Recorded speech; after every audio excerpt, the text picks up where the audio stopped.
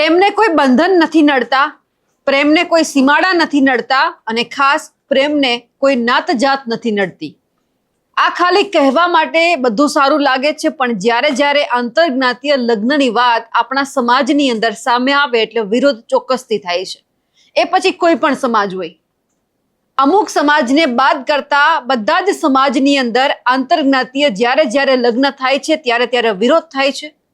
સૌથી વધારે વિરોધ આપણે પાટીદાર સમાજમાં જોયો હતો કે જ્યાં આરતી સાંગણીએ જ્યારે પ્રેમ લગ્ન કર્યા એ પછી એમને તમામ જે કાર્યક્રમ છે પાટીદાર સમાજની અંદર એમાં આવવા દેવા માટે નો એન્ટ્રી કરી દેવામાં આવી હતી. હવે આવી જે ઘટના છે પાટીદાર સમાજમાંથી ફરીવાર સામે આવી છે. વધુ એક ગાયિકા છે, તેમની સામે હવે પાટીદાર સમાજ પડ્યો છે. કોણ છે અને કેમ હવે આ બધું થયું છે તેમની વિગતે ચર્ચા કરીએ. નમસ્કાર, આપ જોઈ રહ્યા છો નિર્ભય ન્યૂઝ અને હું છું આપની સાથે રિદ્ધિ. પાટીદાર સમાજની અંદર આપણે જોયું કે જ્યારે ગાયિકા આરતી સાંગાણી છે તેમણે પ્રેમ લગ્ન કર્યા અને એ પછી વિરોધનો વંટોળ છે તે શરૂ થયો હતો. તમામ સમાજના કાર્યક્રમમાંથી તેમને રદબાતલ કરવામાં આવી હતી. એટલે કે હરેક કાર્યક્રમમાં નો એન્ટ્રીના બોર્ડ છે તે જે આરતી સાંગાણી છે તેમના માટે લગાવી દેવામાં આવ્યા હતા. હવે વધુ એક ગાયિકા જે પાટીદાર સમાજની છે તે ચર્ચામાં આવી છે અને ફરીવાર આજ જે આખી આ ઘટના છે આંતરજ્ઞાતીય લગ્નની તે અહીંયા રિપીટ થઈ છે. તાજેતરમાં ભારે ચર્ચામાં આવેલા પાટીદાર સમાજની દીકરી જે આરતી સાંગાણી છે તેમના આંતરજ્ઞાતીય લગ્નનો વિવાદ હજુ શાંત નથી પડ્યો. ત્યાં જ સુરત પાટીદાર સમાજમાંથી વધુ એક ચિંતાજનક કિસ્સો સામે આવ્યો છે. સુરતની પાટીદાર સમાજની ઉભરતી લોક ગાયિકા રિદ્ધિ રાજપરાએ મ્યુઝિક રિધમ આર્ટિસ્ટ એટલે કે જે ડ્રમર છે જયેશ વાઘેલા એમની સાથે ભાગીને લગ્ન કર્યા. એટલે હવે પાટીદાર સમાજની લાગણી છે તે દુભાઈ છે અને સોશિયલ મીડિયા પર આક્રોશ છે તે ફાટી નીકળ્યો છે. આ ઘટના પ્રકાશમાં આવતા જ પાટીદાર સમાજના અગ્રણી હિરેન ભેસાણીએ ફેસબુક પર આક્રમક પોસ્ટ મૂકીને સમગ્ર સમાજને જાગૃત કરવા અપીલ પણ કરી છે. તેમણે પાટીદાર સમાજના તમામ મંડળો, સંસ્થાઓ અને આયોજકોને સંગઠિત થવા પણ આહવાન કર્યું છે અને કહેવામાં આવ્યું છે કે હવે પછી સમાજના એક પણ સામાજિક, ધાર્મિક કે રાસોત્સવના કાર્યક્રમમાં ગાયિકા રિદ્ધિ રાજપરા અને રિધમ પ્લેયર જયેશ વાઘેલાને મંચ પર સ્થાન આપવામાં ન આવે. સમાજના ગૌરવ અને સંસ્કારોને ઠેસ પહોંચાડનારા કલાકારોનો સામાજિક સ્તરે બહિષ્કાર થવો જોઈએ તેવી પણ અત્યારે પાટીદાર સમાજમાં માંગ ઉઠી છે. આ સાથે સાથે જે સામાજિક કાર્યકર છે તેમણે એવું પણ ખુલાસો કરતા કહ્યું કે આ મામલે સમાજ સ્તરે દીકરીને બચાવવાના પૂરતા પ્રયત્નો કરવામાં આવ્યા હતા. આ કપલ 20 મે 2026 રોજ ઘરેથી ભાગી ગયું હતું. જે વ્યક્તિ છે તે કહી રહ્યા છે કે એમણે તાત્કાલિક રિદ્ધિના જે પિતા છે તેમનો સંપર્ક પણ કર્યો હતો અને આ બંનેને જે એમની ઓફિસ છે ત્યાં બોલાવવામાં પણ આવ્યા હતા. અને એ જ સમયે જે આ હિરેન છે તેમણે દીકરીને સમાજની ગરિમા, માતા પિતાની આબરૂ અને તેની ઉજ્જવળ કારકિર્દીનો વાસ્તવિક ચિતાર આપીને માન સન્માન સાથે ઘરે પાછા વળી જવાની પણ સમજાવટ કરી હતી. પરંતુ યુવકને પણ દીકરીનું ભવિષ્ય ન બગાડવાનું કહેવામાં આવ્યું હતું. બંને કલાકારો પોતાની જીત પર અડગ રહ્યા હતા.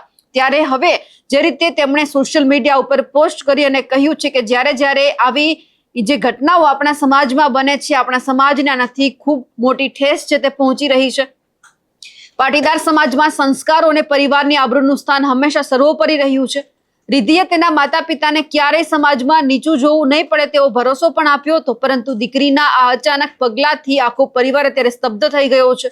સમાજમાં સન્માનપૂર્વક જીવતા માતા પિતા હાલ એટલા મોટા આઘાતમાં છે કે તે કોઈની સાથે પણ વાત કરવાની સ્થિતિમાં નથી. કારણ કે જ્યારે આ ઘટના સામે આવી હતી આવું આપણે આરતી સાંગાણીમાં પણ જોયું હતું કે જ્યારે એમના પિતા સામે આવ્યા ત્યારે તેમણે એવું કહ્યું હતું કે મેં મારી દીકરીને સમજાવવાનો ખૂબ પ્રયત્ન કર્યો હતો, પરંતુ હવે આ જ ઘટના અહીંયા ફરીવાર રિપીટ થઈ છે. હવે લગભગ જે અત્યારે ક્યાંક આ ટ્રેન્ડ બનતો જાય છે અને એ જ ટ્રેન્ડ બાબતે અનેક જે પાટીદાર સમાજના આગેવાનો છે તેમણે પણ સવાલ ઉઠાવ્યા હતા. હવે વાત એ કરીએ કે ગત 20 મેના રોજ રિદ્ધિ રાજપરા છે એ જય વાઘેલા સાથે ભાગી ગઈ હતી.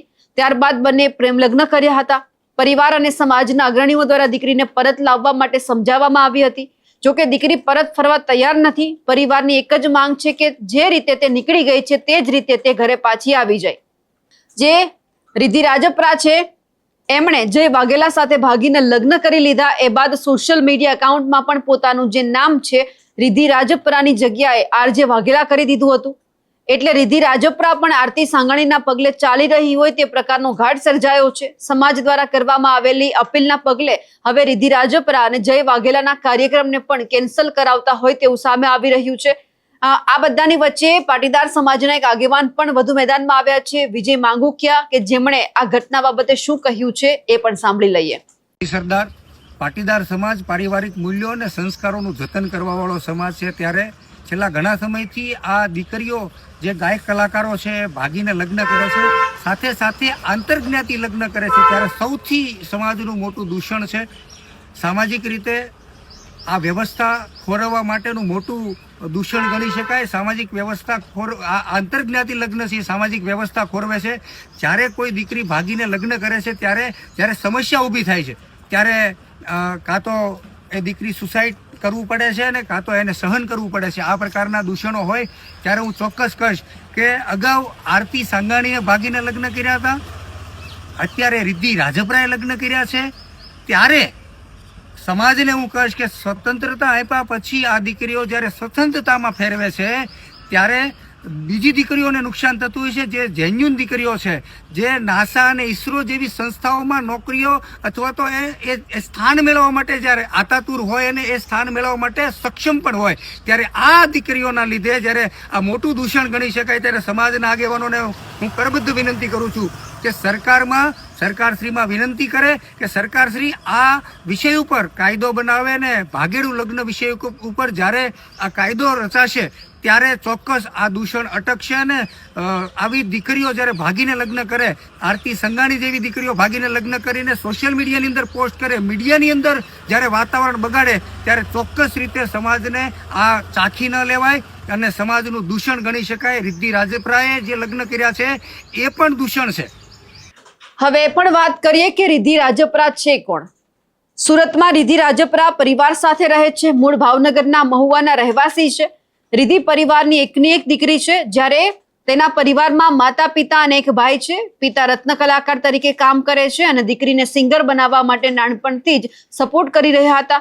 રિદ્ધિ છેલ્લા 7-8 વર્ષથી સિંગર તરીકે કામ કરી રહી છે. પાટીદાર સમાજના કાર્યક્રમોમાં રિદ્ધિને સ્ટેજ આપવામાં આવતું હતું, પરંતુ હવે જ્યારે આ ઘટના સામે આવી છે ત્યારે હવે એ જોવાનું છે કે રિદ્ધિ રાજપરા માટે લગભગ પાટીદાર સમાજે બધા જ કાર્યક્રમમાં દરવાજા બંધ કરી દીધા છે. પણ હવે આ મામલો ક્યાં સુધી આગળ વધતો રહે છે, સળગતો રહે છે, એમના ઉપર પણ સવાલ છે. હવે આ ઘટના જે સામે આવી છે સુરતમાંથી ફરી એકવાર પાટીદાર સમાજમાં બની છે, તેમને લઈ આપ શું માનો છો કમેન્ટ કરીને ચોક્કસથી જણાવજો. સાથે જ અમારી નિર્ભય ન્યૂઝ ચેનલને લાઇક, શેર અને સબસ્ક્રાઇબ કરવાનું ભૂલશો નહીં. નમસ્કાર.